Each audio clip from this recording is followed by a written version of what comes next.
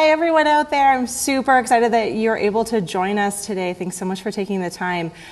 Really excited today because we are here specifically to be talking about live events and weddings. And I am really excited to have a special guest on. So without any further ado, welcome to Misha. Hello. Thanks so much for taking the time to hang out with us today. I know that we get tons and tons of questions about the different use cases for live video and how that people can use Ecamm Live in a bunch of different ways.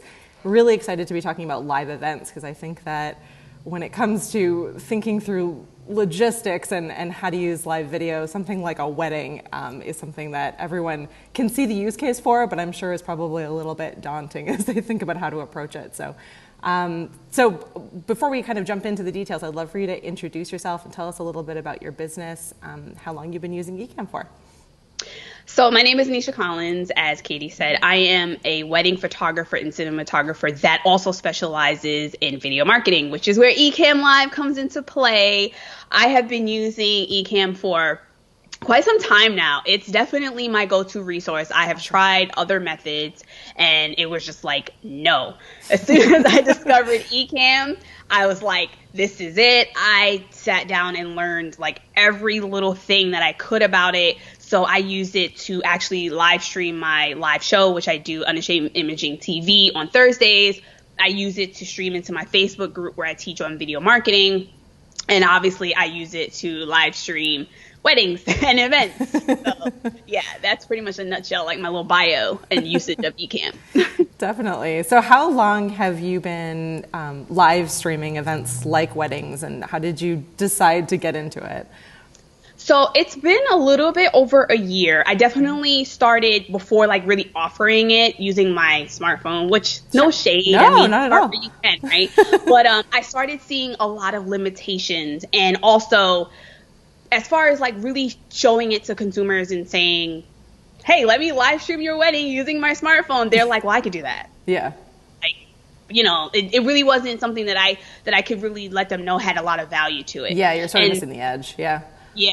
And so with Ecamm, I've been able to create overlays and things that are really personalized. And if you understand marketing, especially to the future consumer, and you understand video marketing, you really know how much personalization has an effect on people. And so the fact that, like, even in the preview that you just played, that you're able to see like the ending that said simple congratulations to the couple, and I made a little like lower third that said while the live was streaming, that said thank you for joining. So not only was I catering to the couple, but I was catering to the audience as well. So I'm able to really create content that can be used on the platform where it's like, wow, this was made for me.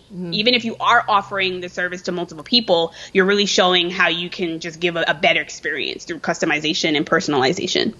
Yeah, definitely. And I think the cool thing, you know, you and I were speaking before we pushed the go live button about, you know, how neat it is that live video allows people to feel a part of something, especially as special as a wedding, even if they're not able to be there. So, you know, any grandparents or folks that are elderly or sick or aren't able to make it because they just live so far away, they're able to get that experience and be able to feel like they're really part of it, which is really neat. And I'm sure something that is a cool new trend within the wedding industry. I'm sure. Certainly, when I got married 10-ish years ago, it wasn't a thing. So it's been really neat to be able to kind of see where it's moving and how it's just really providing a cool opportunity for people.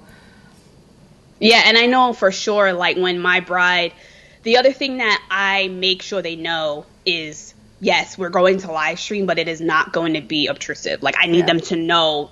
It's almost like you won't even know that it's there. So I'm big on planning. I'm big on scouting. Okay, where can we put it? You know, making sure connections are great. And then also, again, I'm thinking of the viewer. I'm not going to do an angle where like there's a big old pole in half of the screen.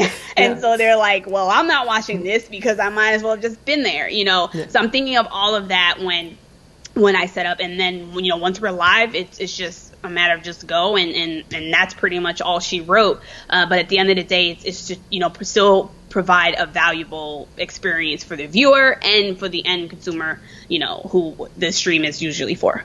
Yeah, definitely. So how do you go about, you're saying that you do kind of like a scouting trip and a lot of pre-planning. How do how do you think about sort of approaching and planning for adding live video into other services that you're offering?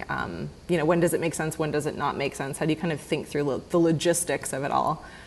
Most of the time, it really does start from like a family aspect where it's like so-and-so can't make it to this event, or if they want to do something like offer online ticket sales, things of of that nature, then they can have it as an option of like a virtual version of an in-person event.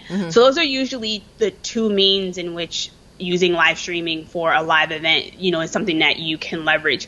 When it comes to a wedding, again, I don't want the person to feel like they're just watching this on their smartphone. I want them to really feel like, wow, this was really thought about. So like I said, just going that extra mile of making the graphic. And this stuff doesn't take that long, especially if you have a template. It's really a matter of just changing names, dates, and colors. And that's why, like, even in my Learn with Daisy group where I do video marketing education and things of that nature, like I teach them like templates and planning ahead and all of that stuff, so that you're not creating every single time, quote unquote, something new, So that's something that I think about heavy. And then also, I really care about what can be done with the stream afterwards. Definitely. For me, it's not like, stream's done, everybody go to bed. Like, you can download the stream and make use of it in multiple ways. If a business owner wanted to take it to the next step, they could download the stream,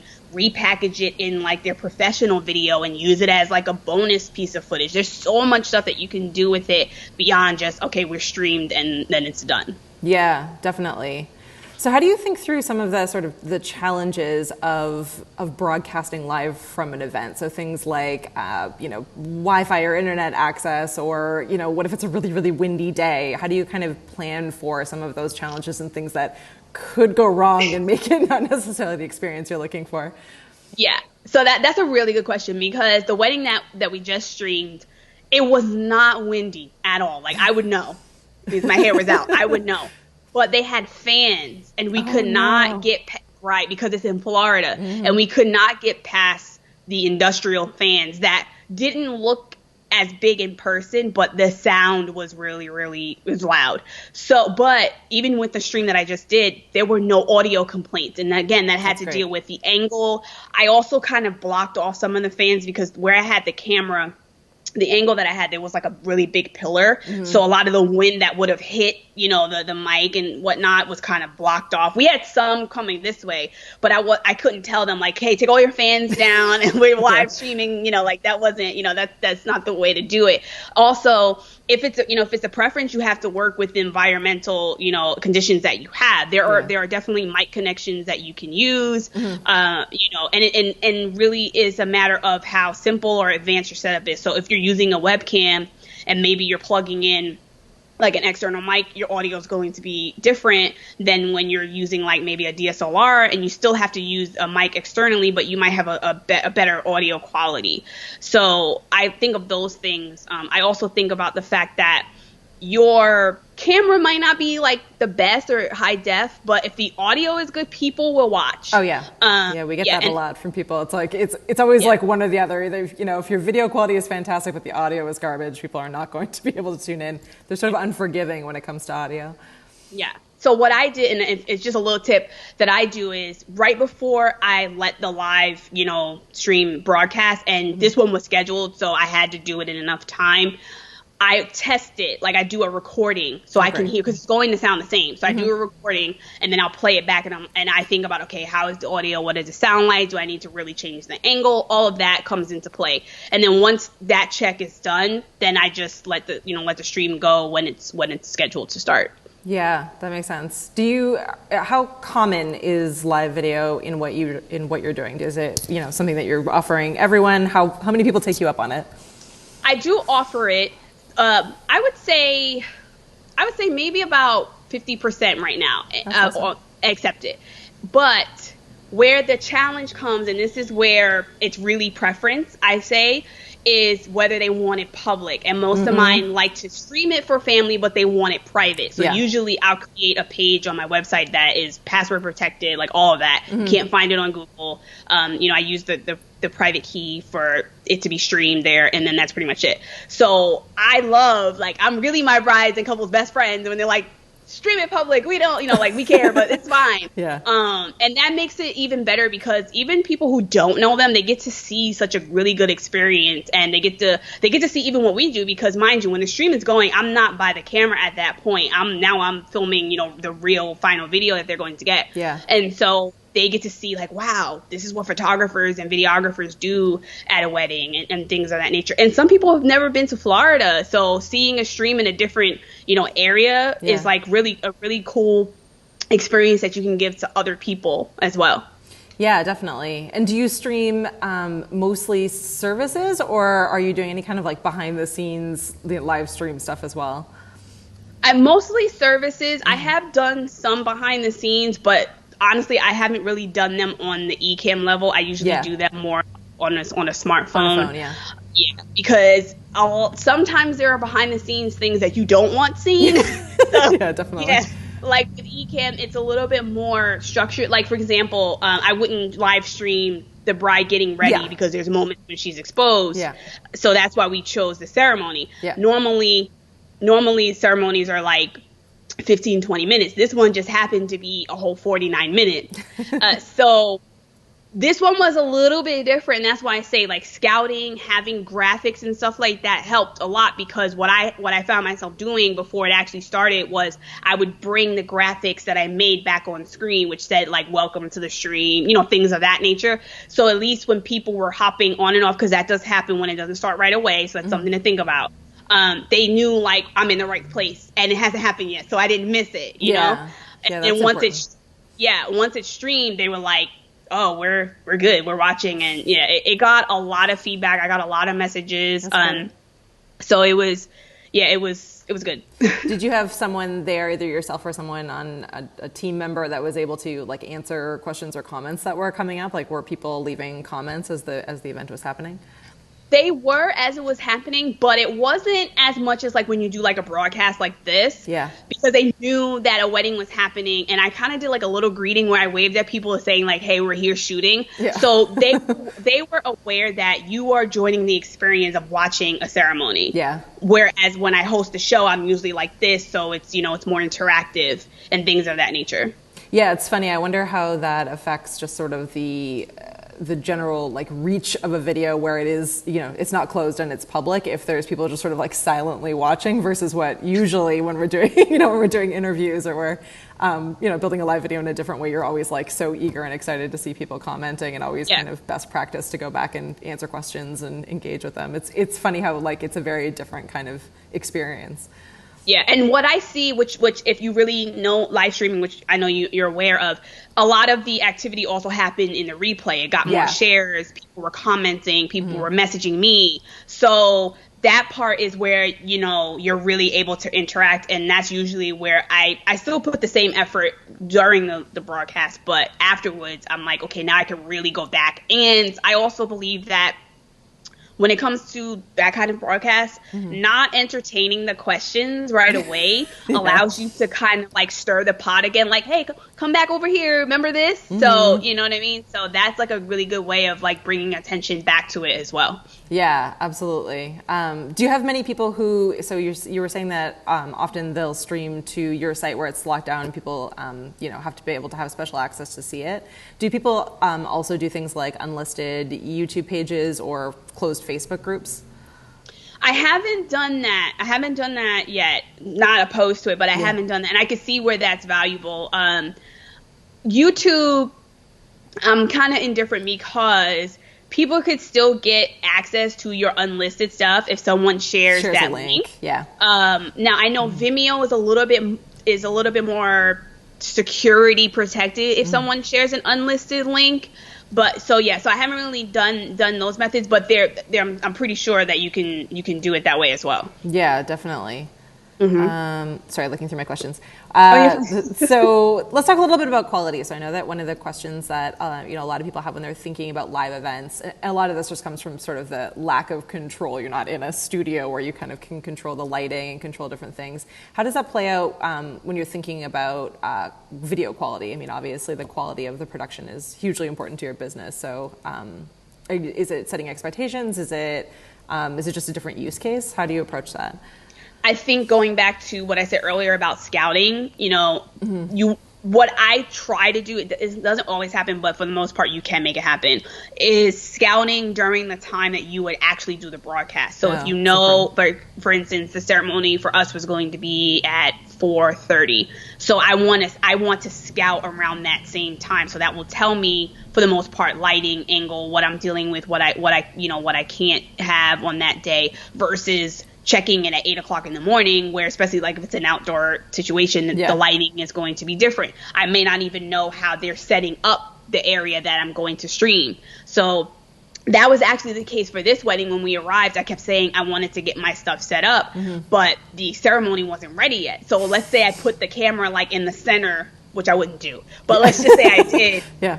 I would have to move it again and do pretty much like, it's counterproductive is what I like to call it. So I think scouting is a great way to have the quality control. Also, deciding what pieces of equipment you want to use. Sometimes it really is an HD webcam, and that's all you need. Like, I want people to really understand that it's not about having the quote unquote like best equipment. Like, don't have shiny object syndrome. Like, you can deliver quality with a nice camera or a DSLR or webcam, good lighting, audio, angle. Like, I feel like if you can get those three things as the best as possible to the best quality, like, you're fine. Yeah, no, that's a really good point. Especially when you're on the go, and I'm sure you have other equipment as you're filming and working other aspects of a wedding. You would probably just need to really keep it down to those basics to be able to really accomplish what you're doing.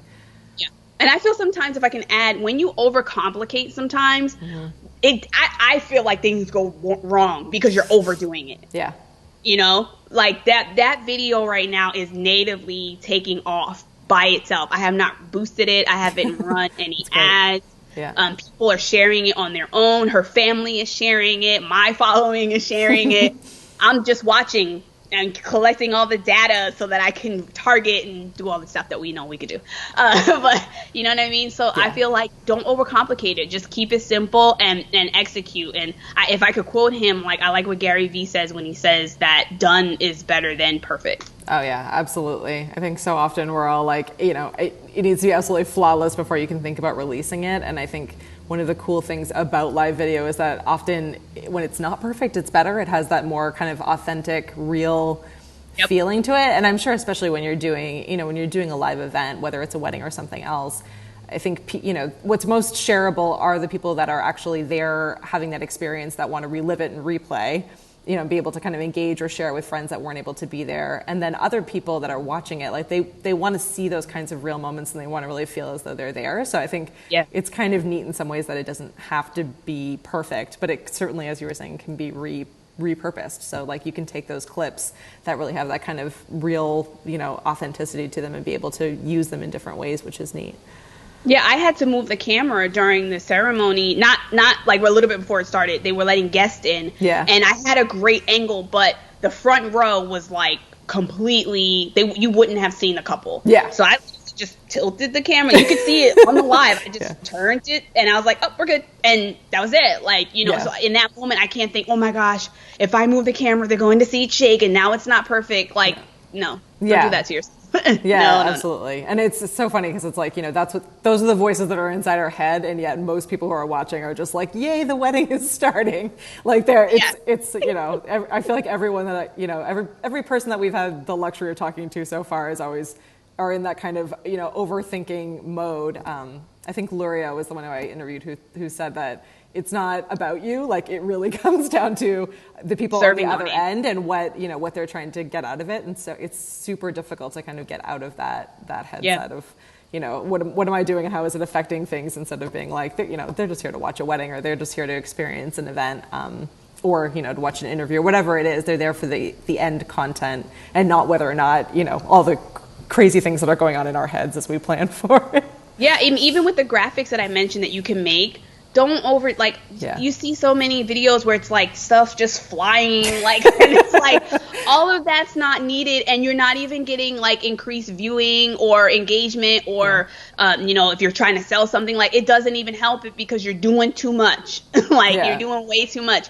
And I think we're also in a time where overproduced is being watched less, from the consumer, especially like I hate to categorize, but it's easier for people to understand, like especially Gen Z, like they want to see that, they want to see the personalization, they want to see that authentic, like if I was on this live and I sneezed, or no offense, I drunk water because my throat is dry, they're like, oh, she's real, she's not trying to be perfect, but on the other side of the camera I'm like, throat's dry, can we end this now, like, you know what I mean, like they want that. They are the future consumer, and I know for sure they love the personalization, and they just love doing things with others. And I think that offering like live stream, like how I did, is a great way where they can share something with other people that gets other people talking, and now you have shareable content, which for video is like, I call it like water on gremlins. It just spreads. Yeah. That is amazing. I may have to use that in future uses. That's amazing. Awesome. So I think we covered most of the basics. Do you have any kind of tips and tricks of people who are out there who are considering being able to broadcast at any different kind of live events? Are there any things you haven't mentioned yet that are things that they should be looking into? I mean, obviously a lot of planning goes into it and really kind of thinking through and scouting out the space, but is there anything else that you wish you knew when you first started doing it? I would definitely say your connection, like with Wi-Fi, have a backup plan. If you don't, maybe you're just starting out, but this is something like you're like, I know I can offer the live broadcast, but I don't have like a hotspot or some kind of remote means for Wi-Fi, then I would definitely make it like a priority to contact whoever can give you access to the Wi-Fi where you're going to broadcast at. So that way and start early. For example, like if your live is scheduled, don't wait 5 minutes before the live, come on maybe 20 minutes and get everything set up, make sure the Wi-Fi is good, all of that stuff. Because Ecamm is so easy. I'm sorry. Like, I feel like it's so user friendly. That's good to hear. And that like, if you mess up, it's you. There's our new slogan. If you mess up, it's all on you guys. Yeah. Like oh man, like I'm like getting chills because it's really that easy to use. And once I figured out like, especially like overlays and how to create customized stuff, it was just like, oh, okay, drag, drop. You can play videos. It's really user friendly. So I feel like the barrier for not using it is really not wanting to learn how to use it properly and not wanting to do the customization to up level your, the experience. Again, you could start using it without doing the custom overlays, but that just gives it, like a nice experience. So I would definitely say connection. Start simple with equipment. Like, for example, I'll just pull it because I have it right here. Like, this is the tripod that I used during the live. Yeah. It's a $20 tripod. Now, I have a real tripod. I mean, this is a real tripod too. But I have an expensive tripod that costs like, $300-400, which is what I used, while we were filming, right? But that just held my, the camera for the broadcast. That was it. Like, so I had that. Like, you don't have to overthink or spend a lot of money to get started with that. So I would just think, just figuring out like what kind of equipment you need, start simple, and then go from there. And then definitely make sure that your connection is working, because if you can't broadcast, you're kind of disappointing all those people. Especially if you're like me, who I put out like a graphic and I made a big deal, like, you're invited. I took it even to Instagram. And so I made like this post on my Instagram stories that said, hey, you're invited to this wedding. And I used the question feature and said, enter your email for the exclusive invite. Now, this isn't shady. Yeah, this isn't shady, because this is really connecting with people, right? If they want it, they will put their email in there. Honestly, if they followed me on Facebook, they can see it without me having their email. But the whole point is, if someone's giving you their email, they want to stay connected. They want to see what you're doing. You know what I'm saying? And I'm not spamming, because I don't like spam myself. So it was really just, here's the exclusive link. And again, it goes back to that personalization. I sent them a private DM inviting them, and I said, here's a link, and tune in. So it's all about like being intentional with everything that you're doing. Yeah, that's actually a really, really good point, because I think, so often there's so many different, social channels out there and so many different places where people have these very specific niche communities. And so even though they can easily go over to Facebook, getting that personal invitation and that personal kind of, ask within the network where they spend their time is really important. I think, Instagram is definitely a different audience than people who are on Facebook, and it's a different audience than people who are on Twitter. And so I think, the more that we can figure out how to, it's the same event, it's the same invitation, but being able to tweak it and customize it in that special way for that audience, I'm sure is really huge and really helpful. Actually, we should talk a little bit about Instagram, because I think you're one of our few users. I think you and Stephanie and a few others are on Instagram Live, and you're using Lula, right? Mm-hmm. Yeah, I utilize Lula when I like to stream to like IG and YouTube at the same time. Yeah. So it lets you stream on multiple platforms. And if you're talking about Stephanie Liu, like, that's my girl. I love her. She's like a genius. She is. But yeah, like, I love that feature. I just to be honest, I don't always use it, but when I want to do both, and it's so easy. Mm-hmm. And I think that to save time, because of course, like, now you can cross promote and things of that nature, but to save time, that's what I'm always looking at. Yeah. And it's a really good resource to have. Yeah, absolutely. And it's, I was curious about this, actually. Maybe you can answer it live. I was looking at it earlier today, and they had like the little outline on the screen that showed you the different sizing for Instagram. Is that an issue when you're broadcasting both to Facebook? Do you do both Facebook and Instagram at the same time, or do you do it solely to Instagram, and so you're really customizing that size to make sure it looks correct? I'm more of the second. I'm more Instagram, like, yeah. Yeah. With Facebook, I'm Ecamm. I'm Ecamm all day, every day. Like, awesome. Yes, that's, if I use anything else, I feel like I'm betraying Ecamm. No. Like, no, yeah. We play around with other tools all the time. You can actually use Lula with Ecamm, which is what I was working on setting up this morning. And we'll probably do a little bit more testing of it actually in the next little bit. But you can use the virtual camera and kind of take Ecamm with you into a whole bunch of different software. So I know that there's a lot of people that do that through Lula. There's some people who will use virtual cam and go out through Zoom. So it's definitely kind of a fun pro feature for those people that love to play around and push the buttons. Yeah, and I think the cool thing about that is if you have the customization, and I'm talking about the overlays, then you get that experience on IG, right? And people are like, how did you do that? And that's what I teach a lot too in my video marketing group, is like, we're in a time now, like, it's great that Instagram is putting a lot of these features in app, right? But now you start to get back into, I look like everybody else. Yeah. It's just taking that little extra step to just do something different that makes you different. I mean, we just talked about Stephanie Liu. Her and I, we both live stream. We teach similar, like, she's really, really heavy on the live stream. I'm more heavy on video marketing, but I utilize live streaming, right? Yeah, definitely. But we're able to make our content so specific to us and our market and our audience and branded by just taking that next step to be different. Yeah, no, absolutely. I think it's huge. I also think it's always great to be able to watch what other people are doing and be able to say, like, okay, Stephanie did that in her video. Like, how is she doing that? And figuring out exactly, how you can apply that or something similar to what you're doing. Yeah. It's neat that, especially with live video, it's just so readily available that, there are a bunch of things that you can try and play around with. And like you were saying earlier, I think a really cool thing about Ecamm Live is its flexibility. So I think sometimes people don't even realize all the different things that you can do because it's just sort of very simply laid out, but it is amazing what you can do. Whether it's, Stephanie has her graphic, and then she has her video come in so it looks like she's on, on the computer monitor.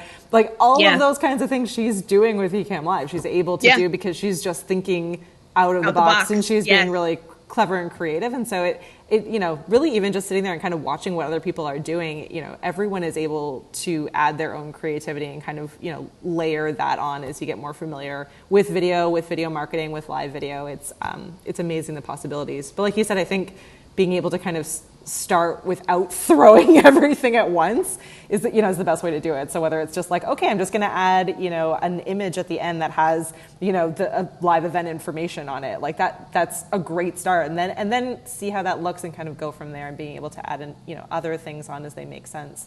But yeah. And I think if you keep streaming, I feel like sometimes we can consume too much of other people's content, and then we lose like our own creativity of what we should do. Like what Stephanie does is amazing. But if I was to you don't want to do that, it'd be like, oh, that's what Stephanie does. You know what I mean? So it doesn't set me apart. Like I love what she does. Like she's so talented. So I just feel like be inspired and then figure out like, okay, what can I create that speaks to Anisha or, whatever your name is, but you know what I mean? Like what speaks to you, because that's where you're going to really, really, really stand out. And, a lot of people ask me, well, how do you teach video marketing to people who are actually in your market? Like that's your competition. I'm like, and I don't mean that in a cocky way. I mean it as like, they can live stream, but they're not me. They don't know every single thing that I'm doing to make it an experience for my couples. You know what I mean? So, or for my events, because I do commercial work as well. So I just think like finding your own like brand identity and voice, then figuring out and that's going to be huge because we have so many tools out now that allow us to connect. Now it's really like, okay, what really does make you different? And so instead of copying so many others, be inspired by it and then say, okay, you know what? I really want to sit down and figure out something that fits me and my brand. Yeah, absolutely. I think that's, well said. Absolutely. All right. I think we're at the half an hour point. Is there anything else that you wanted to add or anything else that you'd like to share? We'll definitely be putting the link to your live video, your live wedding video, so that people can take a look at it, and also over to your business so people can find out more about you. My last thing would be, if you're not using video marketing, even if you have to start with your smartphone, you really, really, really should. They didn't ask me to say this. This is genuinely how I feel. Ecamm is a very good place to start. Yes, you do need a Mac and all that other stuff, but it's a really, really good place to start. I really believe it's user friendly, and people will start to see like how beneficial what you're giving them is to them, as long as you're thinking about, serving your target audience first. But I know for sure that video marketing by next year, and especially by 2021, it's the number one marketing method. So you're not too late to start, but you will be if you don't. Even if you use it for like podcasting, because you can record like an Ecamm video, like record it and then strip the audio, and then you send the audio, over to your podcast, and you keep the video portion on YouTube, and you figure out, how to distribute it to your audience. Because right now we're in a time where I know a lot of people feel like, I'm going to mention it like Gary Vee, he's like, you need to be everywhere, right? Like you need to be everywhere. But there's a method to his madness, in the sense that some of my audience listens to my podcast. Some of them watch my TV show. Some of them read my blog. Some are on Instagram. Some are on Facebook. So for me, I'm trying to reduce as much friction, for them not getting to my content and not reaching me. So that's one reason why I really do like Ecamm, because literally I can take that video, put the audio somewhere. I can transcribe that audio from that video, and then that goes to my blog, which I will also add the video to that blog. There's so much that you can do, but I think people just limit themselves. So I would just say, if you're a business of any kind, regardless to your market or niche, like video marketing really is something that you should really look into, and, start small. You can start with your smartphone. I believe, and Katie can correct me if I'm wrong, there are certain things you can do with Ecamm on your smartphone. No. You can attach your smartphone into Ecamm, and you can use it as a secondary camera, or you can share your screen from your smartphone. So I shouldn't say no. You can you can connect you can't go live from your phone using Ecamm. We don't have a phone app, just in case anyone's out there looking for it. But definitely there's a lot. It is amazing what you can do, like with your phone. I know we have a bunch of users who will demonstrate something, or social media marketing experts who are using live video to teach people about more about social media marketing. They'll use they'll share their phone screen so that they can go into Facebook or Instagram and be able to actually demonstrate something and be able to show it off. So it's kind of a cool functionality. And I will say too that we do have a bunch of users who will do both. So they'll use Ecamm for their more kind of like professional quality live videos where they have their branding and they're able to pull in user comments. But there is something to be said for just going live on your phone, even in between those other ones, for kind of that like, we're starting this soon, come and join us, or kind of a quick behind the scenes. There's still a lot of benefit to being able to use that device to be able to go live as well. I think it's seen differently by a lot of the different social platforms as far as how it reaches people and how it plays into some of the algorithms. So I do think it is actually important. It's a good starting point, and it's also a good thing to kind of fit in here and there into your strategy. Yeah. So that's what I mean. Like, you don't have to have a DSLR or this really expensive, DSLR camera to get started. Like, start with your smartphone. Yeah, absolutely. Yeah. Almost everyone has a smartphone at this point. So definitely it's a lot you can do with it for sure. Yeah.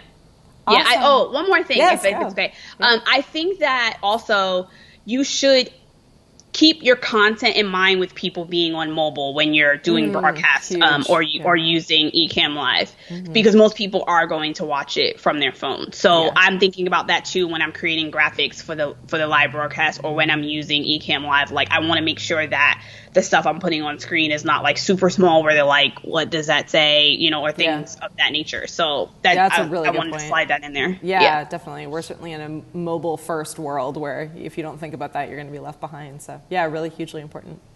Yeah. Awesome. Anisha, thank you so much for joining us, and thanks for everyone tuning in and all the people watching on replay. We'll be sure to post links to Anisha's business pages as well as lula.tv if you want to check that out.